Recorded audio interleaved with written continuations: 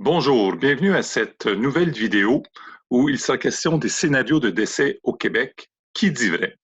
Donc, avant de commencer, j'aimerais remercier mon frère, ma sœur pour les conversations et la recherche qui a permis de produire cette vidéo. Donc, commençons avec le scénario du 7 avril 2020 qui a été présenté ici au Québec. Donc, voici le nombre estimé de décès cumulés. Il y a deux scénarios, un scénario pessimiste, un scénario optimiste. Donc, au 30 avril, il était estimé que 1263 décès auraient lieu avec un scénario optimiste calqué sur l'Allemagne et 8860 décès dans un scénario pessimiste calqué sur celui de l'Italie. Et je vous montrerai aussi le lien pour rejoindre cette information. Par contre, en conférence de presse le 22 avril, le docteur Horacio Arruda a indiqué qu'on a sauvé entre 30 000 et 60 000 vies au Québec. Donc, la citation, les experts indépendants ont indiqué qu'on a sauvé entre 30 000 et 60 000 vies au Québec par l'impact qu'on a eu sur la transmission communautaire. Cette décision a eu un impact important, mais elle est invisible. C'est ce que j'appelle l'invisible impact qu'on a tendance à oublier. Déjà, il y a une contradiction ici. Un impact, par définition, doit être visible. Donc, un invisible impact, déjà, c'est une contradiction. Comment réconcilier ces deux informations? Donc, il y a une contradiction flagrante. Comment peut-on sauver 30 000 à 60 000 vies le 22 avril si on ne prévoit que de 1 200 à 8 800 décès le 7 avril selon l'estimé officiel? Donc, on a analysé trois options. Soit l'information du 7 avril est correcte et le docteur Arruda fabulait le 22 avril.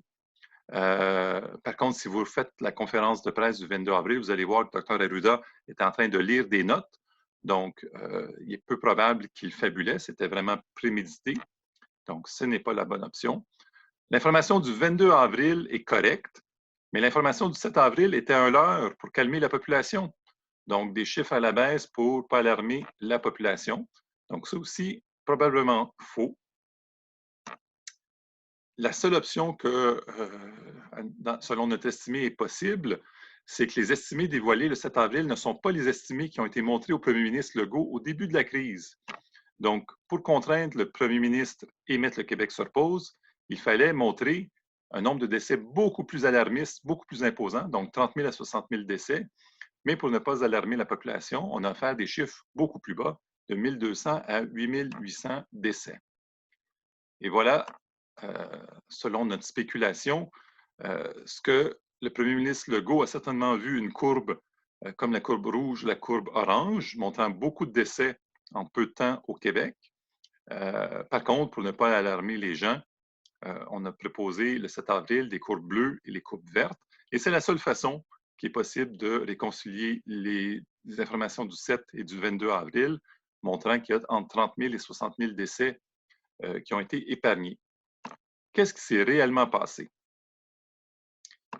L'OMS et le docteur Arruda ont convaincu le premier ministre Legault que la pandémie serait comme la peste noire au Moyen Âge, une hécatombe avec 30 000 à 60 000 décès au Québec uniquement, sans aucun traitement, et fermer donc le Québec et attendre un vaccin de l'OMS. Donc, ça semble un très mauvais film d'horreur. Pourtant, c'est ça qui est arrivé. Et ça ressemble aussi à un film québécois qui est sorti l'an dernier, qui s'appelle Menteur. La seule différence, c'est que Louis-José Hood, lui, est drôle. D'ailleurs, si on creuse les données de l'INSPQ, vous allez avoir le lien ici qui est indiqué sur la présentation, et je vais le donner plus bas dans les références. On se rend compte que des régions entières du Québec qui ne sont pas affectées, qui n'ont jamais été affectées par le COVID et qui, en fait, ont toujours été fermées. Pas d'école, pas de restaurant, pas de commerce, pas d'entreprise ouverte. Et encore une fois, si on creuse les données, on se rend compte qu'il y a seulement 411 décès, soit en hôpital, soit à domicile, dont 254 à Montréal, et que l'ensemble des décès ont eu lieu plutôt en CHSLD, et en résidence de personnes âgées. Donc, Dr. Arruda nous a aussi indiqué qu'il y avait environ 1000 décès par mois en résidence de personnes âgées, donc 2300 décès en 2 mois. c'est tout à fait en ligne avec les chiffres de la moyenne.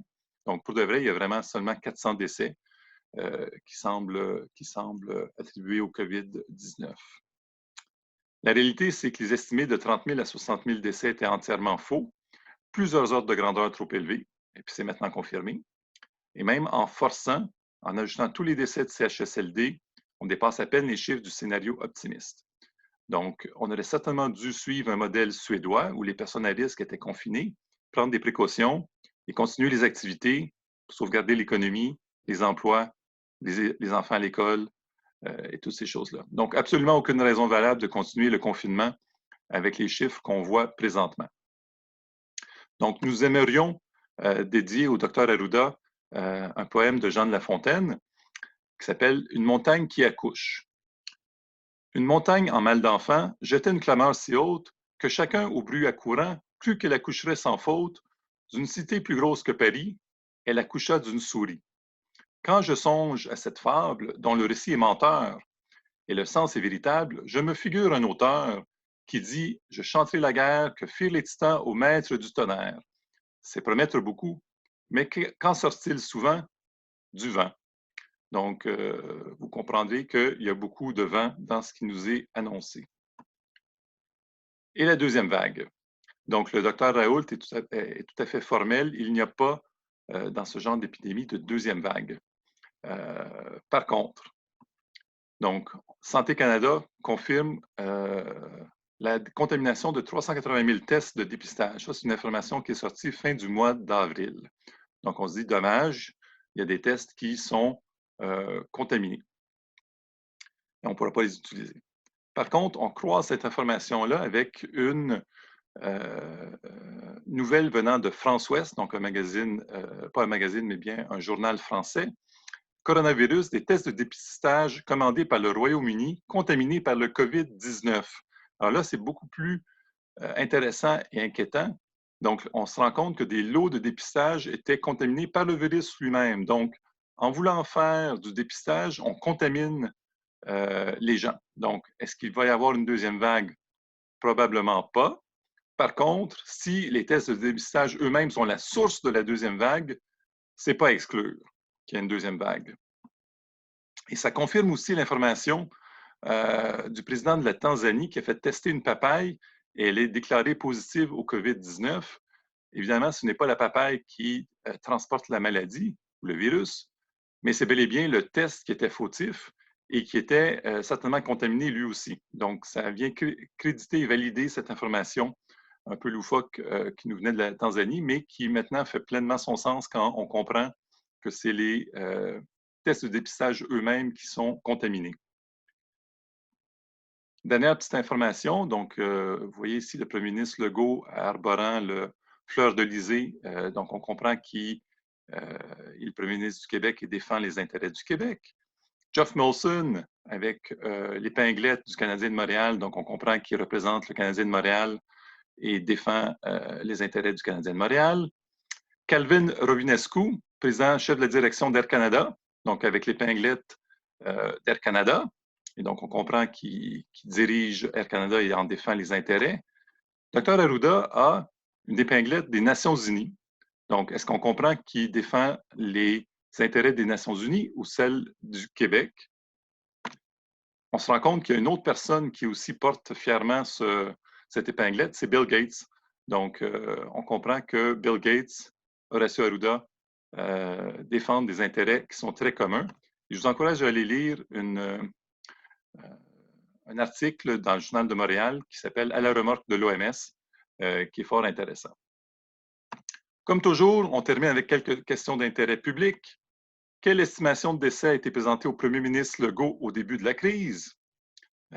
Donc ça, c'est encore pas très clair qu'est-ce qui a été présenté. Donc, s'il y a une demande d'accès à l'information, si les journalistes pouvaient poser cette question, qui sont les experts de l'OMS ou d'ailleurs, qui ont estimé que 30 000 à 60 000 décès ont été épargnés au Québec.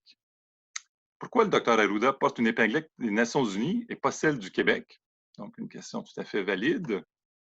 Puis, comment s'assure-t-on de ne pas se faire infecter au COVID-19 en effectuant un test de dépistage? Donc, est-ce que ce test de dépistage serait la cause ou la source d'une potentielle deuxième vague de COVID-19. Comme toujours, s'il y a des questions, ces questions-là donc devraient être posées par les journalistes, avoir des réponses. Donc, si vous avez des réponses à ces questions, s'il vous plaît, partagez-les dans la boîte des commentaires. Et au plaisir de vous entendre ou d'une prochaine vidéo. Merci.